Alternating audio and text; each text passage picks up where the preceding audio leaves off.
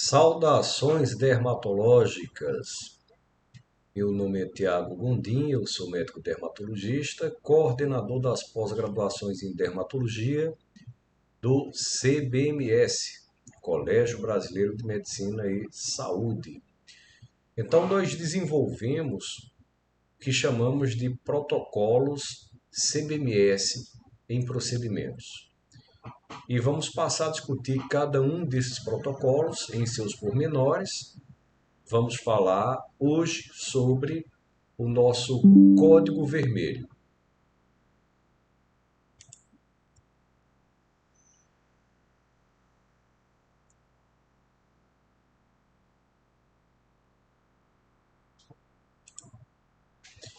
Então, o nosso código vermelho, que está aqui nos protocolos de procedimento CBMS, ele é o nosso protocolo de acidentes perfluorocortantes.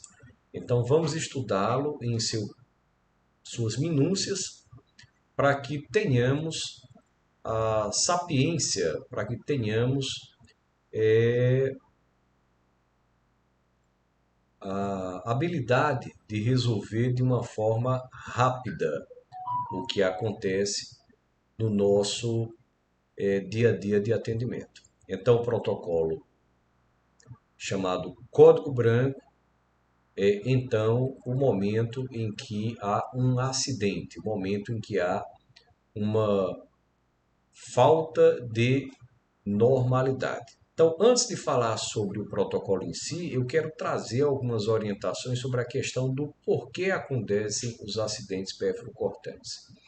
Em sua maioria, eles acontecem por falta de foco no procedimento.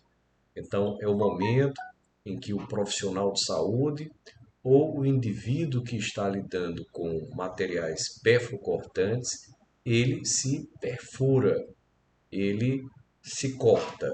E boa parte desses acontecimentos está relacionada à sua falta de habilidade com os materiais perfluorocortantes, falta de cuidado, como por exemplo em mesas cirúrgicas mal montadas ou desorganizadas, e, em verdade, a grande maioria das vezes, pela questão da falha na manutenção do foco. Então, em verdade, nós temos ali a manutenção do foco do procedimento como algo bastante importante e que vai ser decisivo. Então, não há necessidade apenas de saber uma boa técnica, mas também de manter uma boa técnica durante todo o procedimento e ter foco no nosso único objetivo, que é o paciente. Então, foco no paciente, foco nos objetivos, que nós conseguimos diminuir o acontecimento dos acidentes perfluorocortantes. Então, vamos ao estudo desse nosso código branco, tá? Que ele vai ter um desenrolar dentro das estruturas do Colégio Brasileiro de Medicina e Saúde. Então, o código branco ele começa com um contato imediato, tá? Um contato imediato com a enfermagem. Então, esse contato é feito com a preceptoria e a enfermagem, ainda dentro da sala. Então, aconteceu um pérfuro cortante, um acidente pérfuro cortante, de imediato a preceptoria já é informada, informa a enfermagem e a enfermagem fecha a sala. O que é o fechamento da sala? É suspender as atividades da sala e solicitar aos presentes que não se retirem até a chegada da chefia de enfermagem. Então, é feito o chamado da enfermagem para a sua chefia. Então, vejamos o que acontece quando desse chamado de enfermagem.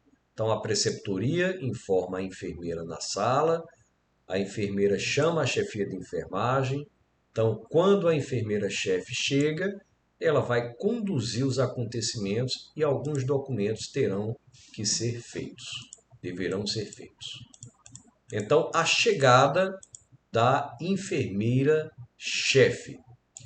Quando da chegada da enfermeira-chefe, essa enfermeira ela vai entrar em contato com o paciente, a princípio, vai retirar o paciente para uma sala reservada. Então, o paciente ele sai, né, com a enfermeira que estava em sala. Então, saída com a enfermeira que estava em sala. E o que acontecerá? Nessa sala reservada, a primeira enfermeira, a enfermeira própria da sala, ficará ciceroneando o paciente. Enquanto isso, a chefe de enfermagem vai fazer a leitura do protocolo de acidente com pérfuro cortante na sala. Essa leitura é feita na sala. Então, leitura na sala para os presentes.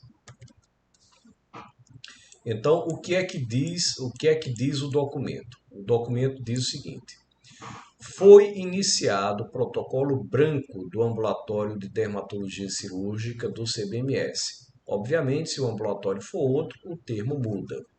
Que consiste em pôr em prática medidas de contingenciamento para redução de danos. O protocolo foi iniciado por ter ocorrido um acidente com pérfuro cortante. Todos os agentes que tomaram conhecimento devem proteger o sigilo médico, sob pena de terem problemas na esfera jurídica,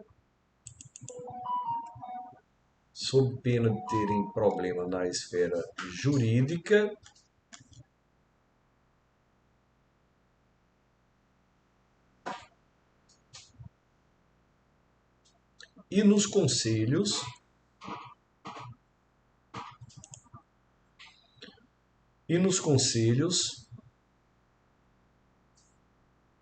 de classe, por quebra de tal sigilo. O paciente será convidado a realizar e a ele será garantido o direito de se negar a fazer os testes rápidos para HIV 1 e 2, sífilis e hepatite C. Em caso de positividade, o paciente e o acidentado serão solicitados ao encaminhamento a serviço de referência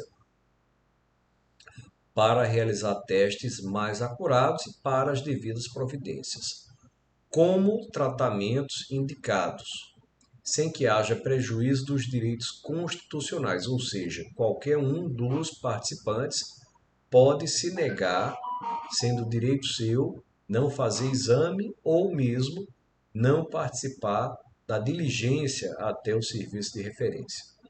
Então, ao paciente será solicitado autorização por escrito para realização dos exames, testes rápidos já citados, informar ao acidentado sobre o resultado dos exames e encaminhamento ao serviço de referência quando for o caso.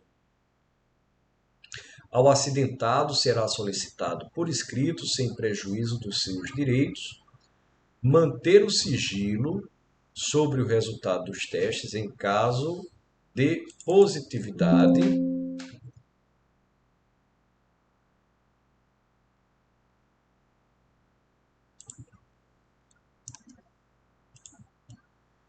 realizar teste rápido quando da positividade do teste do paciente. Aos demais participantes será solicitado por escrito manter sigilo sobre o ocorrido. Ao enfermeiro-chefe caberá confeccionar relatórios sobre o acidente e seu desenrolar, inserindo-o no prontuário do paciente. Acompanhar paciente acidentado, quando necessário, ao serviço de referência, levar os testes ao serviço de referência, fotografá-los e trazê-los de volta ao serviço para fixação no prontuário do paciente. Bom, então esse é o nosso protocolo. E quais os documentos criados? É criado um relatório para inclusão no prontuário do paciente. Esse relatório a ser feito pelo chefe de enfermagem. Um documento de autorização de testes rápidos para o paciente. O paciente pode se negar a fazê-los. Um documento de autorização de testes rápidos, HIV 1 e 2, sífilis e hepatite, para o acidentado em caso de positividade do paciente. Por que isso é necessário? Porque o paciente ele pode se queixar posteriormente ou no momento de que também pode ter havido contaminação sua com a perfuração do acidentado. Então, o acidentado realmente pode se perfurar e contaminar o paciente.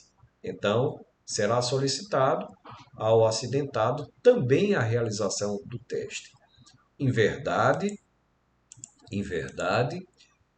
nós temos que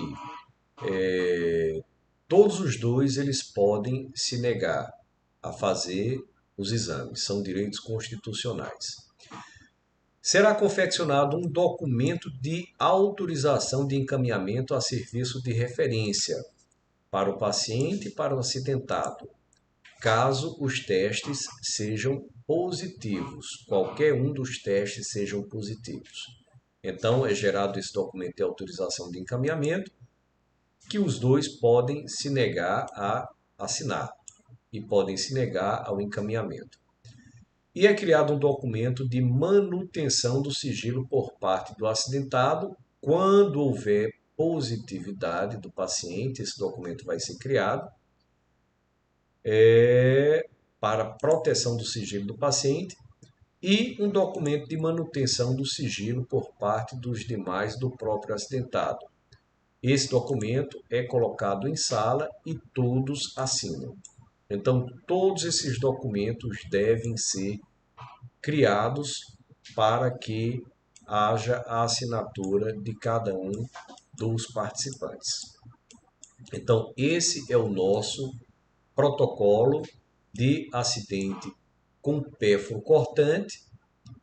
Em verdade, mais uma vez eu quero lembrar que esses acidentes, em geral, eles acontecem por má prática, ou seja, por descuido com as técnicas, com a organização da mesa, com o sequenciamento do atendimento e muito frequentemente eles acontecem por motivos de falha na atenção do colega.